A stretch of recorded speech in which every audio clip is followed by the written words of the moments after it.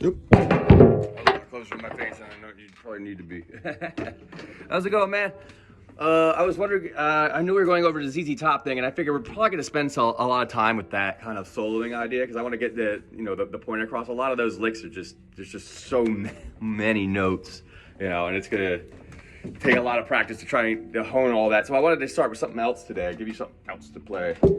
I was thinking the Immigrant song by Led Zeppelin, because one, it's super fun to play, and two, because it has some cool stuff that you could use in a lot of different songs. So, especially for the rhythm.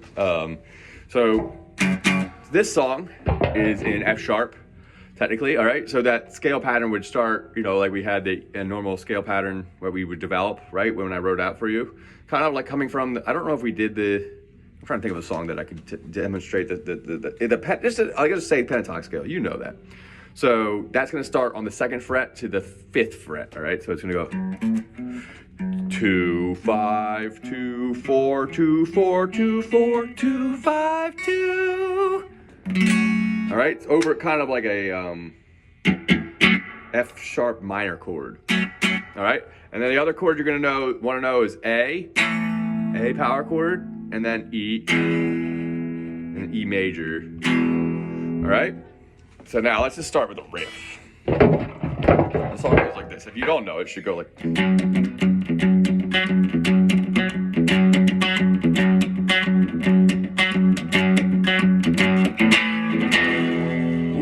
that sounded a little weird. All right, let's just work on the riff. So the first thing is going to be, the first 2 notes is going to be an open to 2 on the low E string. And then the next 2 notes are just going to be up. I think it's an 8th note rest. Do do do do do do do do do do. All right. So now after that, then 4 on the D string, back to 2. Okay.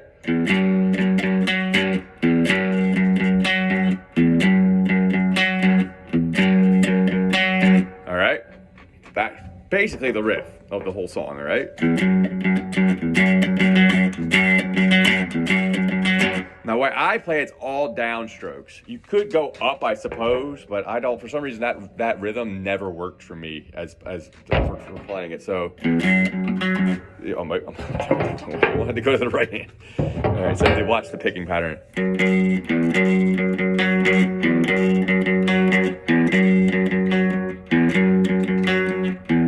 All right. Now I'm pretty sure they pretty much just hold this for a while, and then he comes in with this. All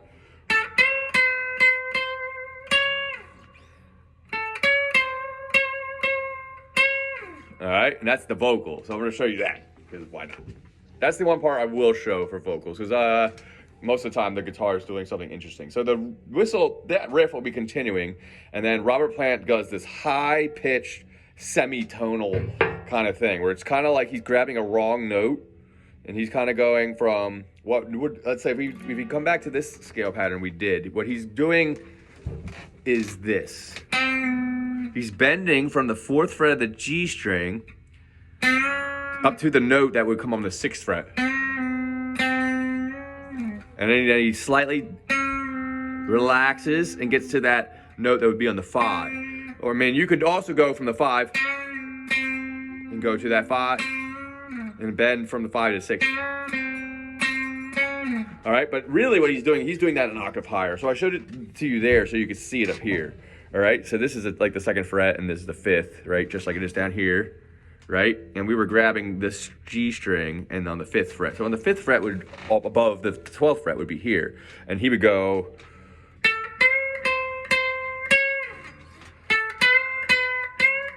Ooh, I was a little flat there. That was from the bend too. I didn't bend it far enough. You could also go on the 17th fret of the G string, half step bend up, and you can also do this on the 13th fret of the B string.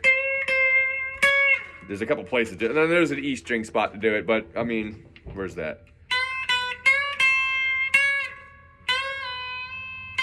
Whichever way you want to do it, there's just 2 notes. I usually like to bend it a little bit. So, all right, so now back to the riff. All right, so let me think for a second.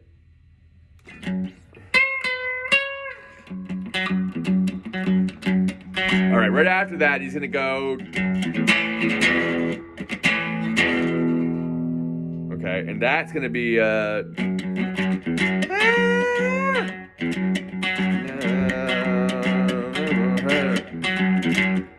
chord to E chord. And then it's known to be E, A, back.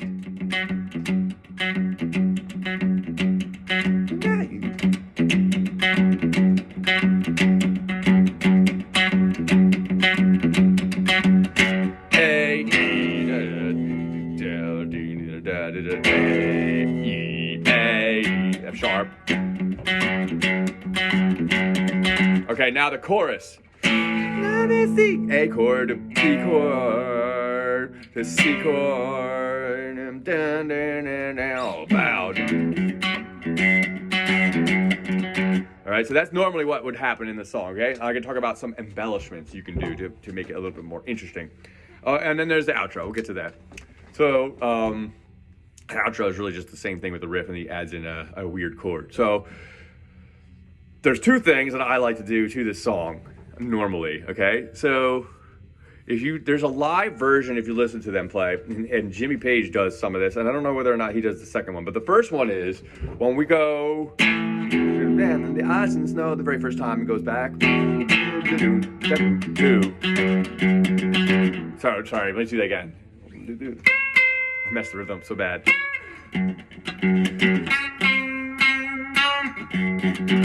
Hey, and the ice and snow. The frostings grow.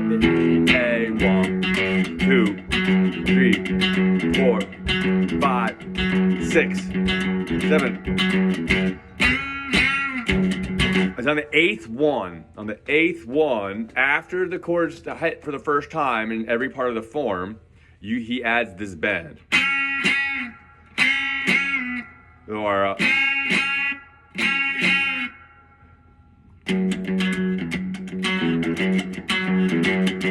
so coming back in, I'm gonna do it again. So on the eighth time, you gotta count how many times you go through this. So then the ice and snow. 2, 3, 4, 1, 2, 3, 4, 1, 2.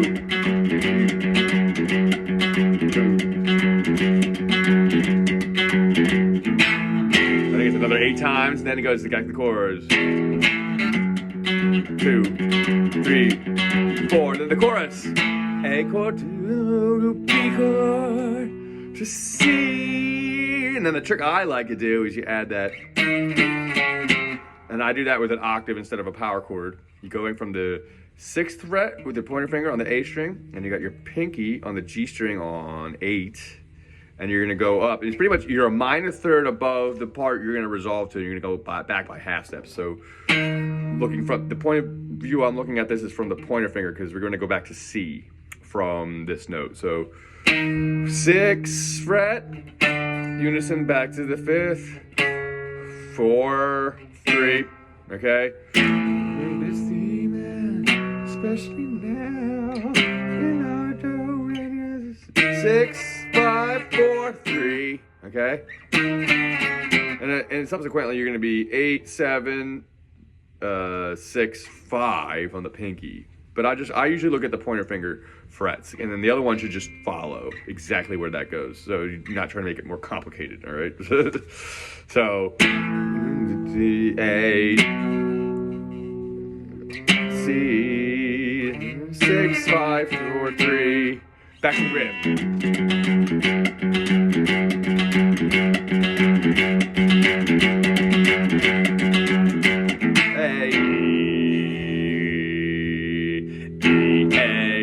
Sharp. 1, 2, 3.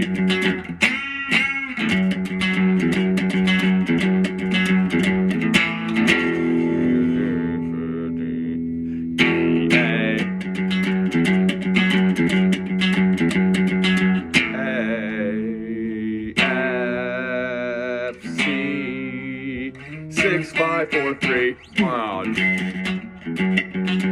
this be the end of the song. Now you better stop.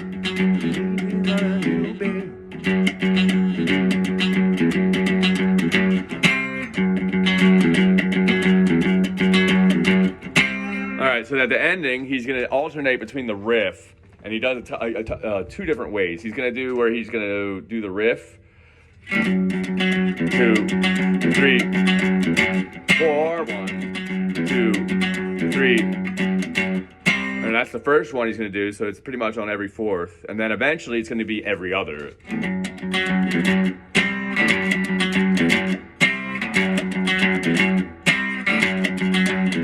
And it ends like that, all right? And that's pretty much the whole song, all right? Now there's other little bits. There's other little bits we could do that we can add on top. That one being in the chorus, you could add when you get to B. I wouldn't do this on A because B, for some reason, I want to add the low E string to your power chord so you can get a really big power chord. There's the little ones and then there's the big ones. All right, so when you go A, when you do B, all right, grab the low E string with it while holding the power chord underneath. It gives you the sense of almost being a lower chord. And then the C. Okay? That's one cool way, especially from the mixing your power chord over the E string, how you can make your power chords bigger. It's hard to do that over the A though. For some reason it just doesn't. It works if you bar it. If you don't bar it, you can tell it just doesn't have that growl that you kind of want. So that's why I kind of skip it there. Because that gives you the growl. Then don't do that on the... I mean, I guess you could. Why wouldn't you? But I like the octave there, all right? So there's a couple variations for you, all right? So listen to the live version. I think it's a good segue as to knowing where he does some of those pieces. I try to show you the best I can. I think it's after he comes out of the first time to the A. It's 8 bars. Or not 8 bars. It'd be 8 times played, the riff played. And then... Or it could be 7. I'm pretty sure it's in 7 or 8 range. I'm not listening to it right now, but I play this song a lot, so I remembered that much. I know it's in there. Otherwise, you don't necessarily got to do that. It's just an embellishment. It's just kind of... I like it because when I played it live, I found it was cool to break up the monotony of going... This is something else interesting to do. Trying to think. There's also to solo over this scale. I would treat this as a minor scale, but I would flat the G sharp to a G, okay? Meaning that when you do this scale, you're not, the root note, the next note after the root note is gonna be a half step above. Try that, okay? It gives us this. And there's another note you could add in there too. You could add the major third. If you could add that.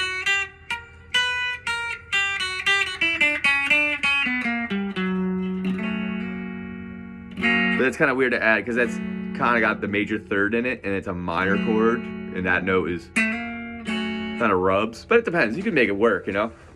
It's just a matter of trying to just choose your timing and the way you phrase it. So yeah, I can show you some of that too when you get back and we can talk about that a little bit. It's a Phrygian scale technically, but I always think of it just a minor scale, flat the 2, okay? So, all right, now have a good one, man. Try that and I'll see you next time. Later.